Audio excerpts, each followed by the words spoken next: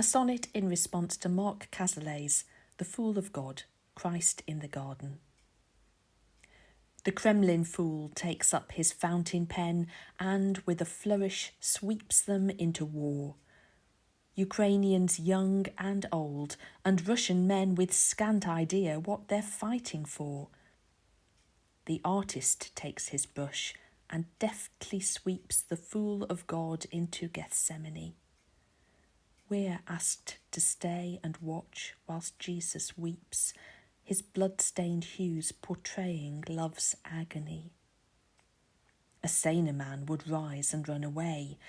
Compassion binds Christ to his rock prie-dieu.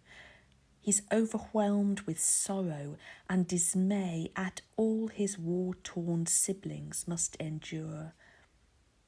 Christ's foolish gift to them, his dying breath, a guarantee that life will win o'er death.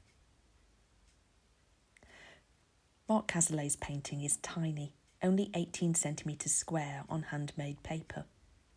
The title refers to the Russian idea of holy fools, people who often lived eccentric lives as a way of showing that God's foolishness is wiser than human wisdom, and who became revered in the Russian church.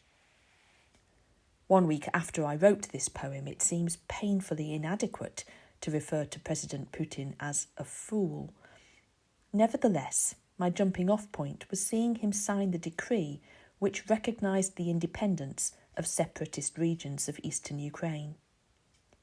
With a stroke of Putin's pen, he set wheels in motion for invasion and war, a war which many Russian soldiers weren't even fully aware that they were fighting, having been told they were on military exercises. I was reminded that in the painting, Jesus is portrayed with a single brushstroke, and that led me to explore these two types of foolishness.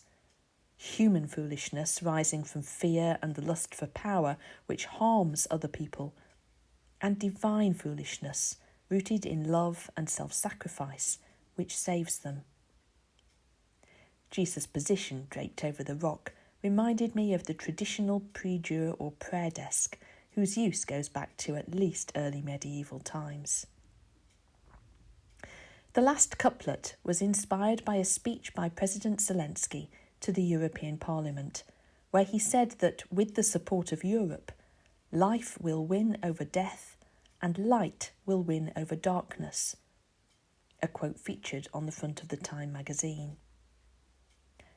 However, the victory of life over death does not ultimately depend on the strength or weakness of armies, but upon the foolish, persistent love of Jesus, which led to his resurrection by way of the cross.